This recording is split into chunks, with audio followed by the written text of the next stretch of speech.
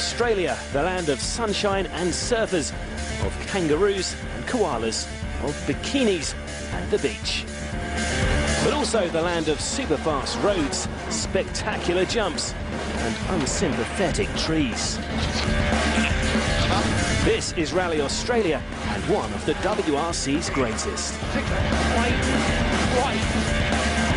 After 18 years based in the west coast city of Perth in November 2006, the WRC said goodbye to one of its most loved events, Rally Australia. It was an event that'll be remembered for its innovation, its controversy. It's some of the most dramatic rallying the WRC has ever seen, and we'll try and squeeze all the best bits into the next hour. Coming up, we look at how one of the youngest events on the calendar also became the most innovative. Probably the most memorable scene for me of any rally sequence anywhere in the world. We look in depth at some of the event's more controversial runnings. If I lose this World Championship because something is happening like this, then it's not worth winning the World Championship. How Rally Australia also became notorious for its crashes. It's high speed, there's a tree stump there, and they just wreck the cars completely. And Australia's brightest rally star, Chris Atkinson, gives us an exclusive co-driver seat view of the legendary Bunnings stage. But first, in 1989, Rally Australia burst onto the scene. It may have been new to the drivers and teams, but the organisers had spent months on meticulous planning and preparation. This fledgling event was to make the biggest impact possible. We were very lucky in that we were starting with a clean sheet of paper. We weren't taking a rally that had been around for, 3 decades and had a tradition. So we could say, if we were starting from scratch, what would we do? How would we design in our view, a perfect World Rally Championship event? I had the pleasure to meet the organizer, Gary Connolly, in Portugal 2 years before, when he started to learn and try to set up an event in this country, and everybody was really excited, to come to the other side of the world. We also felt that because the World Rally Championship was something completely new to Australia, that we had to bring the rally to the people because they weren't going to go to it.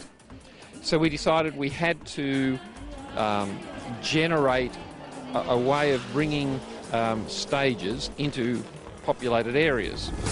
It was this event that started the cloverleaf format that rallying uses now, where loops of stages run out of a centralised service, saving teams masses of money. Rally Australia were the pioneers of the super special stage. They also had a completely different attitude.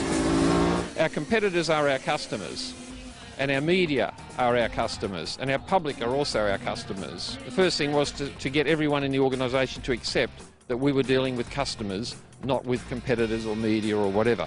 And I think that is probably the key ingredient of the success of the event. And it was successful. Rally Australia was voted Rally of the Year on 3 occasions. It was an incredible experience because to be the new boys on the block, and girls on the block, to be awarded that was extremely gratifying. It was something that was a team effort. It was always a team effort. Everyone was just so enthusiastic and welcoming and wanted to really get involved in making people like the event. It goes back to, I think, very much the early days, how Gary really set the scene. I think he really raised the level of professionalism. I think what it really brought was he actually brought professional people in to do the job, rather than the way that a lot of the World Championship was done, and really set the standard and could also promoted the event very, very well within Perth, so that everybody knew that the rally was on.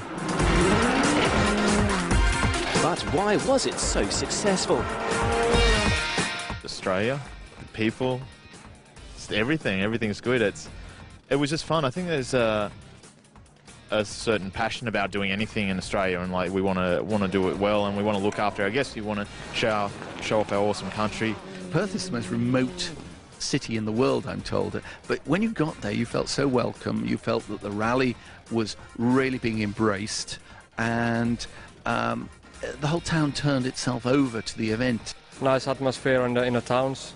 Lot of people in restaurants and bars all the time. Everybody likes to go to Australia. It was really one of the best rally in the championship. The weather It's warm, but it's not too warm. So there are many things which combines it. It was really my favorite rally. All the drivers, you'd be down at the beach doing something, there's a barbecue on, you go and play golf. We went in a plane, did aerobatics, like there was always something on, so that was always fun. And then the rally was so well organised, there was good crowds, good super special stage, which was sort of the benchmark. And everything was pushed forward, we tried to do everything better. The drivers were treated very well, looked after, the media was well organised, and the event ran like clockwork. And that's why it became so successful with so many of so popular with so many of the teams and the drivers, and to my mind set the standard for the next generation of rallies that we're enjoying today. Still to come on this programme dedicated to Rally Australia. We look a lot closer at the stages, from their super-fast nature to their unique slippery surface. And if you get it wrong on that slippery surface, the results are normally a lot of mangled machinery. Join us again after the break. Welcome back to this programme dedicated to Rally Australia. We've already seen how the enthusiasm of Perth and the innovation of the organisation team made this a favourite for the teams and drivers alike. But there was, of course, one other factor that made Rally Australia a great event: the stages. Even to countryman Chris Atkinson, they were very different from roads he'd rallied on in Australia before. I think it's one of the most picturesque rallies for a driver. There's so much going on. I remember first playing a rally car game. That's what Rally Australia looked like, and you turn up at the rally and it's exactly the same. You're in between the trees, there's red dirt, and fences, kangaroos. It's the same as the game, and you feel like you are part of a game there. The stages are a little bit like Finland. It's really fast and nice flowing corners and lots of jumps to take, so it's really nice to drive. The first thing that makes the Australian Rally in Perth stand out from all the other events is the surface. Now pay attention, here's the science bit. Western Australia is a state that's very rich in mineral resources, and when you grade a road or generate a road in Western Australia, you end up with little marbles of bauxite, basically, and those little marbles are what makes the cars very difficult to control on that sort of surface. You imagine ball bearings on top of a hard base road, and you could explain it's like watching a dog on wet line or sometimes trying to get grip. It's like balls, so it's really rolling under the tires, and first on the road there, in some stages you have absolutely no grip. What this meant was that if you were first car on the road, you had a serious disadvantage. I've never seen anything like it anywhere in the world, and it meant that the first cars on the road had a distinct disadvantage as they cleaned the surface for the cars behind. So it created all sorts of tactics and all sorts of problems, controversy inevitably. These ball bearings are all over the road, and therefore the first car has the disadvantage of running over those. After he's passed, he's moved a few of them, the next car moves a few more, and by the time you've had 4 or 5 cars go through there, there's a fairly clean line coming and therefore a much greater grip. For the first few cars, it's probably worth around 1/10 of a second per kilometre per car that goes through the stage. So in a 30-kilometre stage, you perhaps gain 3 or 4 seconds just by giving away one place. It also made it very interesting from an engineer's point of view as well, because you did a lot of work with tyres to find a way to get rid of and try and get the maximum grip. The tricky surface and the changing grip levels made for an assortment of winners. Juha Kankkunen took the most victories with 4 wins in the first 5 years of the event. Marcus Grönholm dominated at the turn of the century with 3 victories, and only Colin McRae and Tommy Mäkinen have managed multiple wins. Clearly the Scandinavian style of driving helped, because when you have the loose surface, being able to control the car when it's moving sideways was paramount, and I think that's why the Finns did particularly well in that part of the world. The high-speed drivers, Richard Burns used to love the high speed, Colin used to excel in them conditions. I think mainly because of the low grip situation. Marcus was phenomenal there. It does suit the guys who are good in all very tricky conditions. And because of this unique surface, Rally Australia became notorious for playing tactics. People like to put themselves in the best position, because it was seen that there was a big disadvantage running early on. And therefore teams and drivers tried all sorts of ruses to make sure that they weren't running first on the road. I suppose in one aspect of it, it meant for a bit of intrigue and something to be involved with. People talk today about people juggling road position and sort of and what it means, but in those days it was very significant and was done all the time. The Burns McRae Saints period when they were all fighting, dropping 40 seconds on the last stage of the first day of the event. Can you imagine dropping 40 seconds now? You wouldn't drop 4 seconds now, and that's what the level that it was in those times. The cleaning effect was so massive. In the past, we need to adjust the speed at the last stage of the leg, not to be forced on the route for the day after. So it was not so funny, or it was funny for spectators or TV sometimes, because the last stage of the day we used to slow down a lot to adjust the speed to start behind the day after. Playing tactics always causes the biggest debates. I'm not convinced whether really it was other drivers psyching their competitors out or whether it was a real issue. I know that running first on the road on a loose surface is a disadvantage, but you get so many occasions when drivers like Marcus Grönholm prove the theory wrong.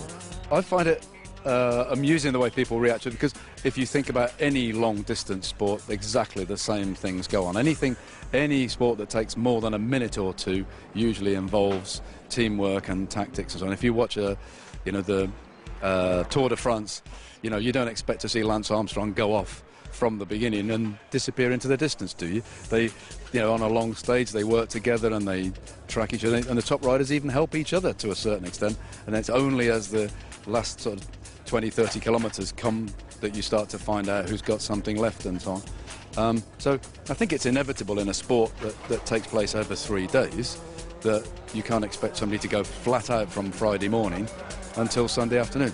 There's always a certain amount of tactics. When you've got conditions like Australia, it just becomes more critical. And the road surface wasn't the only reason teams would go to any lengths to get a good points haul from this event. Partly it was the point in the season where it occurred in the calendar. It was close to, or not very far anyway, from the end of the season, and therefore people were eyeing up their chances and thinking, well, okay, if I can win here, I'm in really good shape for the last 1 or 2 rounds, and I think that put on the extra pressure. And some years were more tactically crazy and more pressurised than others. Coming to Australia in 2000, the penultimate round of the year, 4 drivers were capable of taking the title. It was to prove to be one of the most prolific uses of tactics the event had ever seen. Marcus Grönholm, Richard Burns, Carlos Sainz and Colin McRae were all in the fight for the title, and defending champion Tommy Mäkinen looked to be back on form. Grönholm surprised everyone early on with his speed. Despite sweeping the roads, the Peugeot driver led for all 8 stages of the day. It was an early exit for McRae though, as his Ford Focus ground to a halt on stage 7.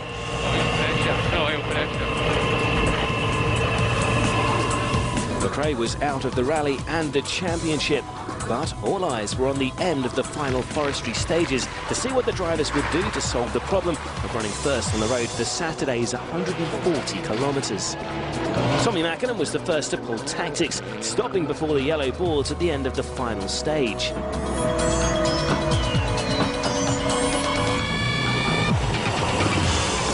Peugeot's Francois Delacour also slowed.